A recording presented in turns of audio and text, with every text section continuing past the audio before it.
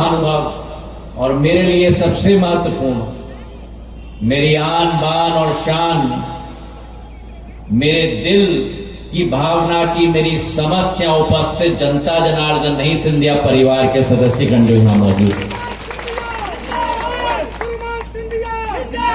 विधानसभा और लोकसभा चुनाव के बाद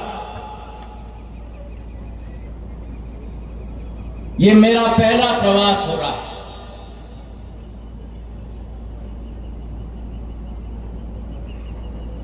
और जो जुनून, जिस जुनून की बात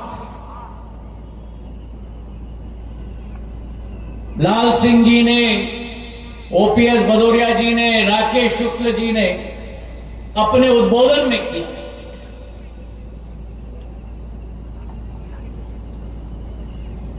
ये मैं आपसे स्पष्ट कर दूं कि सिंधिया परिवार की सोच या कोई विचारधारा है तो राजनीति की नहीं है, पद की नहीं है। इस ग्वालियर, चंबल, मालवा संभाग के जन जन के साथ एक हृदय का रिश्ता, और अतिशयोक्ति नहीं होगी अगर मैं कहूं कि खून का रिश्ता कायम हो, वही हमारी दिल की जिज्ञासा। पुराने जमाने की बात हो, जब ये बड़ी बड़ी गाड़ियां नहीं होती थी, प्लेन नहीं होते थे, उड़न खटोले नहीं होते थे, तब भी मेरे पूर्वज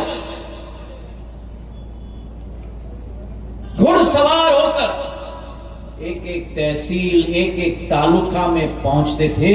रात को आदिवासी गांव में बैठकर आग जलाकर लैंगी खेली जाती थी, वहीं प्रशासन बैठता था, वहीं तीव्र गति से हर व्यक्ति की संकट का समाधान निकलता था। और आज वही खून आपके समक्ष खड़ा है।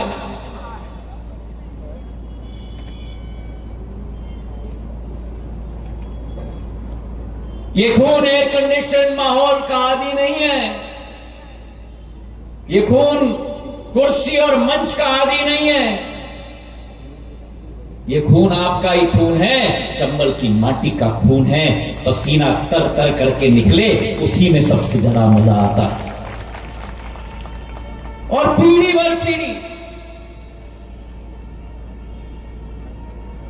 चाहे मेरी आजी अम्मा हो, चाहे मेरे पूज्य पिताजी हो,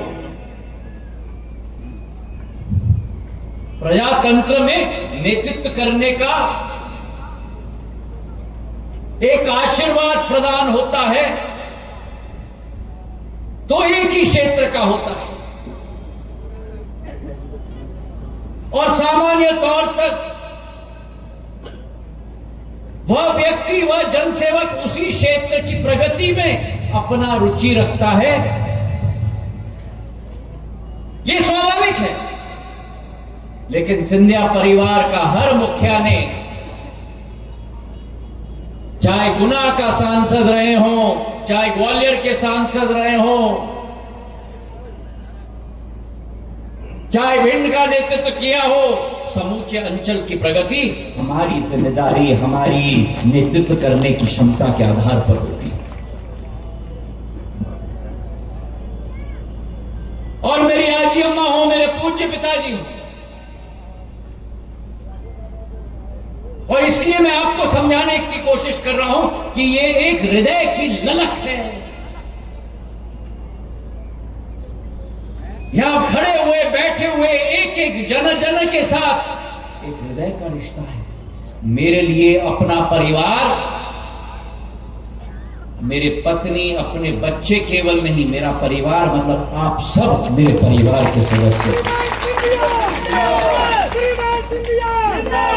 अगर एक व्यक्ति को संकट का सामना करना पड़ रहा है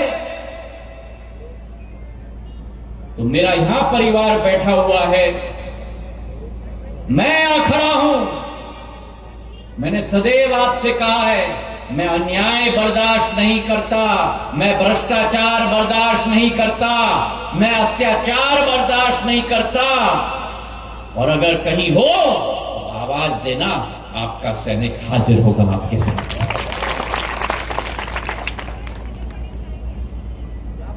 मैंने बचपन से अपने पूज्य दादी को, आजी अम्मा को, मेरे पूज्य पिताजी को देखा है।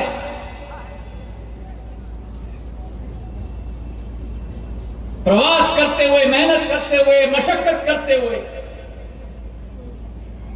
लोग कहते थे, मेरे पिताजी का सपना था गुना इटावा रेलवे लाइन, और लोग कहते थे अरे सिंधिया जी तो आपको सपना दिखा रहे हैं। अरे सपना साकार करने के लिए तो भगवान ने मनुष्य को शक्ति दी है, और मेरे पूज्य पिताजी ने साकार करके दे दिया। आज गुना इटावा रेलवे लाइन चलती है। भारतीय जनता पार्टी की सरकार आई तो उस रेलवे लाइन की विद्युतीकरण हुई। जहां व्यक्ति को घंटों घंटों तक बस का इंतजार करना पड़ता था, आज चुक चुक चुक चुक चुक चुक चुक चुक चुक करके रेलगाड़ी में बैठकर मेरे बेघर व्यक्ति जाता। और वही सपना मेरे पूज्य पिताजी का। यहां गिरिराज बैठे हैं, उनका सपना था कि उनके पूर्वज माधव महाराज प्रथम ने जो ग्वालियर और भिंड का रेलवे लाइन स्थापित किया, ग्वालियर और शिवपुरी का रेलवे लाइन स्थापित किया, ग्वालियर और श्योपुर का रेलवे लाइन स्थापित किया, अगर माधव महाराज प्रथम ने नैरो गेज डाली तो माधव महाराज द्वितीय ने ये संकल्प बना लिया कि नैरो गेज को ब्रॉड गेज में परिवर्तित किया जाएगा। ग्वालियर शिवपुरी की लाइन परिवर्तित हुई, ग्वालियर भिंड इटावा तक लाइन परिवर्तित हुई, रह गई ग्वालियर श्योपुर की लाइन। और अगर योग्य पिता और योग्य पूर्वज का मैं वंशज हूं तो मैंने भी प्रतिज्ञा ली कि ग्वालियर श्योपुर और ग्वालियर मोरेना की जो लाइन है उसे नैरो गेज, उसे ब्रॉड गेज में परिवर्तित करके केवल श्योपुर तक नहीं, जैसे ग्वालियर भिंड की लाइन को अगर पिता ने इटावा तक ले गए हैं तो ग्वालियर श्योपुर की लाइन को ग्वालियर श्योपुर कोटा तक मैंने बढ़ा कर दे दिया मोरेना की जनता। आज जौरा केलारस का लाइन तैयार हो गया, शीघ्र ही उसका उद्घाटन हम करेंगे। तो कहने का तात्पर्य यह है कि आपकी और हमारी श्रृंखला, मंचासीन एक एक जनसेवक की श्रृंखला पद और कुर्सी के साथ नहीं है। नरेंद्र मोदी जी की सरकार में हमारी मंशा, हमारी सोच, हमारी विचारधारा, आपकी प्रगति, आपका विकास, आपका सुरक्षित भविष्य हो, यह भारतीय जनता पार्टी का कमल के फूल का सोच और विचारधारा है मेरे भाइयों। और जितने सारी योजनाओं का बखान इस मंच से कामना जी ने की, संध्या जी ने की, ओपीएस जी ने की, लाल सिंह जी ने की, देवेंद्र जी ने की, राकेश शुक्ल जी ने की, 65 साल में जो नहीं हो पाया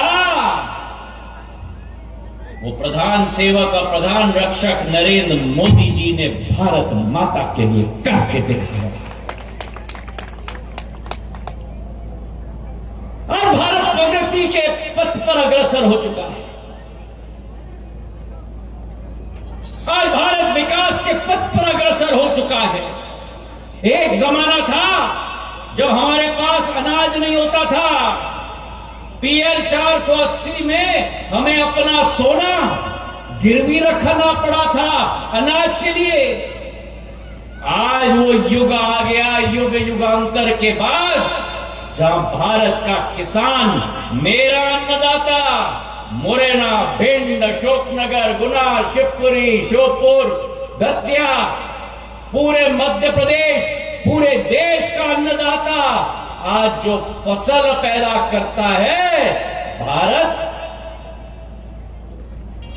अपना पेट नहीं भरता, भारत पूरे राष्ट्र का पेट नहीं भरता, भारत आज पूरे विश्व का पेट भरता है मेरे भाइयों और बहनों।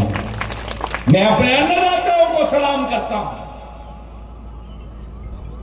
और हमारी सरकार ने, मोदी जी की सरकार ने, मोहन यादव जी की सरकार ने यह संकल्प लिया है कि अगर मध्य प्रदेश को मजबूत करना है, देश को मजबूत करना है, तो किसान के हाथों को मजबूत करना है। 65 साल निकल गए थे, गरीब किसान के बारे में कोई नहीं सोचता था। मोदी जी ने ऐलान किया कि जो भी सीमांत कृषक है इस देश में, उसकी पूरी बुआई के लिए राशि भारत सरकार 6,000 रुपया एक एक किसान के खाते में, एक ही बटन दबाया, खट, मिल गए खाते में, फट। सही है कि नहीं? अगर सही है तो ताली बजाओ।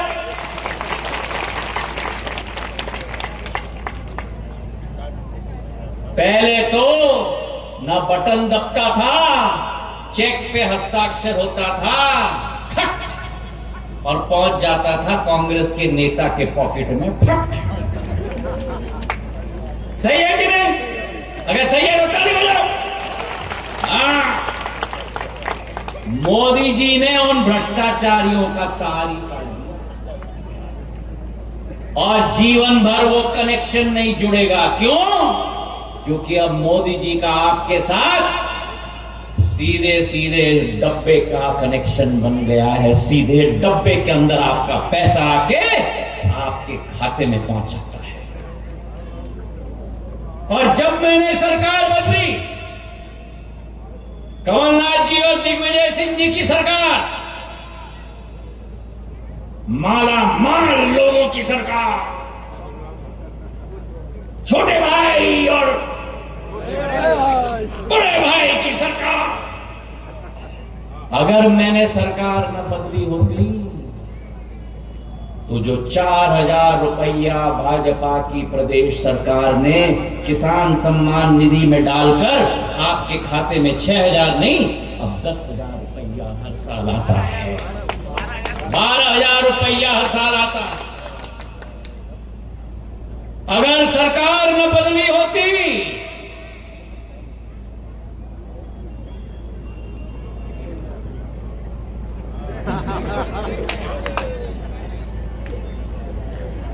और अगर सरकार न बदली होती तो लाडली बहना योजना, प्रधानमंत्री जी की सोच, भारतीय जनता पार्टी की सोच कि भारत अपने पथ पर निकल चुका है, भारत आज 5वीं सबसे बड़ी अर्थव्यवस्था विश्व में बन गई है और 2030 तक आपके मेहनत से, आपके मशक्कत से, प्रधानमंत्री जी के नेतृत्व से भारत विश्व की तीसरी बड़ी अर्थव्यवस्था बन रही है। पर अगर तीसरी बड़ी अर्थव्यवस्था बनना है तो केवल इनके आधार पे नहीं, केवल इनके आधार पे नहीं, केवल इनके आधार पे नहीं,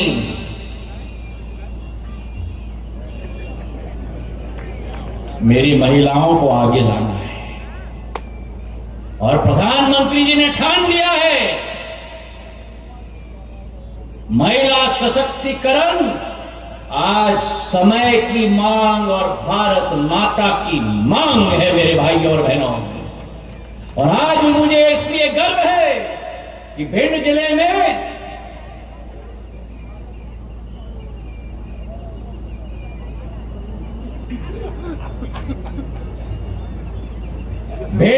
में जिला पंचायत अध्यक्ष अगर कोई है तो मेरी महिला कामना जी है। भिंड जिले में सांसद अगर कोई है तो मेरी बहन संध्या जी है। और राष्ट्र में अगर राष्ट्रपति हैं तो हमारी पूजनीय द्रौपदी मुर्मू जी हैं मेरे भाई और बहनों। और आज महिलाओं को हमें सशक्त करना होगा। भारतीय जनता पार्टी की सोच और विचारधारा केवल कथन पर नहीं, हम लोग मंच पर आकर केवल बात और घोषणा नहीं करते, अगर कह दिया तो गीता और महाभारत का कसम खा के कहते हैं और करके दिखाते हैं मेरे भाई और बहन। शिवराज सिंह जी ने शुरुआत की थी, मोहन यादव जी उसे आगे ले जा रहे हैं। किसी ने लाडली बहना की सोच नहीं रखी, भारतीय जनता पार्टी ने सोच रखी, मुख्यमंत्री ने सोच रखी। आज हर महिला के खाते में 1250 रुपया खटाखट आपके खाते में आने का काम भारतीय जनता पार्टी ने की है मेरे भाई और बहन। कितनी महिलाएं यहां लाडली बहना है, हाथ उठाओ। एक दो पुरुष ने भी उठा लिया। खाते में आ रहा है पैसा 1250, आ रहा है कि नहीं, आ रहा है कि नहीं? और सीधे खाते में आ रहा है। 1,42,00,000 महिलाओं पूरे मध्य प्रदेश में उनके खाते में पहुंचाया जा रहा है। कांग्रेस पार्टी ने कितने घोषणाएं की थी हिमाचल में और कर्नाटक में, एक भी अमल नहीं किया। कांग्रेस और बीजेपी में फर्क यह है कि हम चुनाव के समय में घोषणा केवल नहीं करते, चुनाव के पहले उस योजना को क्रियान्वयन करके आपके खाते में पहुंचाने, पैसा पहुंचाने का काम भारतीय जनता पार्टी ने किया। आज देश के अंदर जहां मेरी लाडली बहना मध्य प्रदेश के अंदर, असम के अंदर और महाराष्ट्र के अंदर अग्रसर होकर आगे बढ़ रही है, वहां प्रधानमंत्री ने संकल्प ले लिया कि आगामी समय में संसद और विधानसभा में 1/3 महिलाओं को आरक्षण दिया जाएगा। जो पार्षद पति हम सुनते हैं, जिला पंचायत पति हम सुनते हैं, सारे पतियों को घर बैठाया जाएगा और महिलाओं के हाथों में गांव, प्रदेश और देश की बागडोर दी जाएगी मेरे भाइयों। और वहीं जहां तक भिंड का विकास और प्रगति की बात है, यह विश्वास मैं गांव की जनता को देना चाहता हूं कि जहां मेरे पूज्य पिताजी ने नहरों का जाल सिंचाई के रूप में बिछाया था, मैगांव की मंडी स्वीकृत हो गई थी। हमारे पूर्व मंडी अध्यक्ष बैठे हैं, देवेंद्र जी के रूप में ग्वालियर और भिंड का ये रोड बनाया था। अगर उनका खून मुझ में है तो मैंने भी संकल्प लिया था, मां रतनगढ़ की सिंचाई की परियोजना 1600 करोड़ रुपए की स्वीकृत कराकर मैगांव का 35,000 हेक्टेयर भूमि हम सिंचित करके रखेंगे मेरे भाई और बहनों।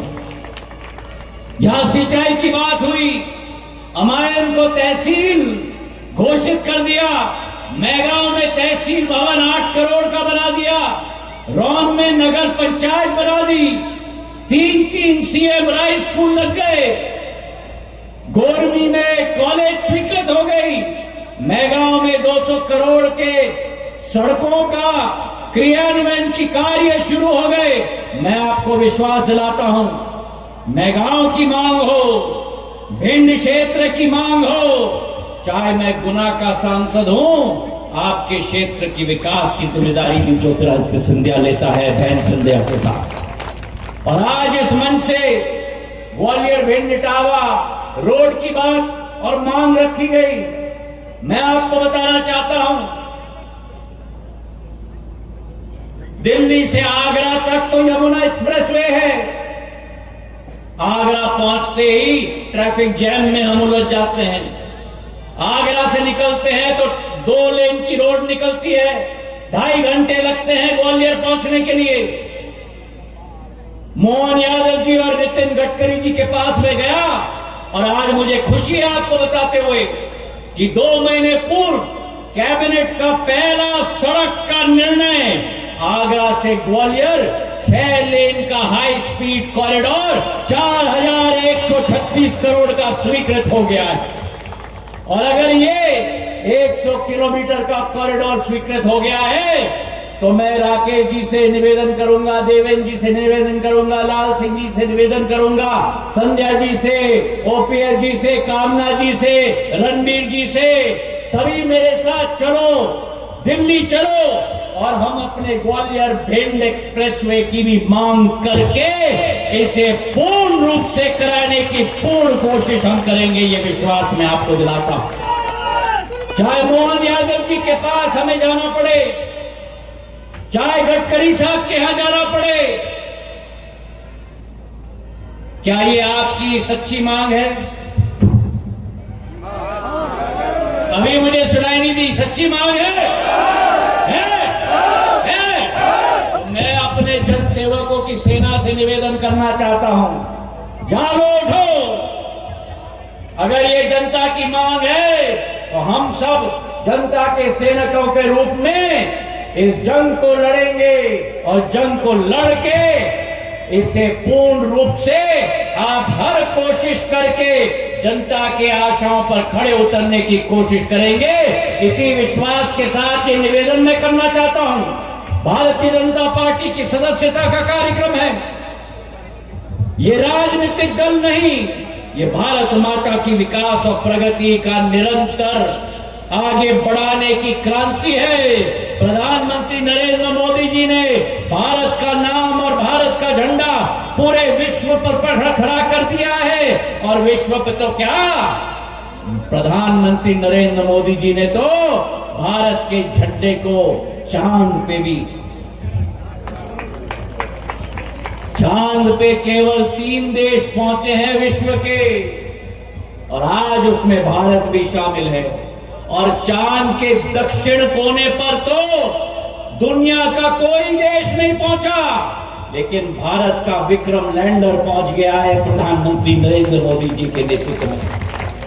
तो अगर चंदा मामा के पास भी भारत माता पहुंच गई है तो ये विश्वास रखो कि जब आप भारतीय जनता पार्टी के सदस्य बनोगे, आप उस क्रांति के सदस्य बनोगे जिसका संकल्प है कि 2047 में एक विकसित भारत को उभारना है, एक आत्मनिर्भर भारत को उभारना है, एक ऐसे भारत को उभारना है जो वासुदेव कुटुंबका की सोच और विचारधारा के साथ पूरे पृथ्वी को आगे अपने साथ ले जाएगी। तो आओ मेरे साथ, संकल्प लो, हाथ उठाओ, मुट्ठी। अगले चरण के सदस्यता में मेरा भिंड, मेरा मैगांव, मेरा लाहर, मेरा अटेर, मेरा गोहद एक एक विधानसभा नई कीर्तिमान स्थापित करेगा। प्रधानमंत्री जी के हाथों को मजबूत करेंगे और मुट्ठी बांधकर मेरे साथ कहो, भारत माता की। अरे जोर से बाबा, चंबल का ये टुकड़ा है, बोलो मेरे साथ, भारत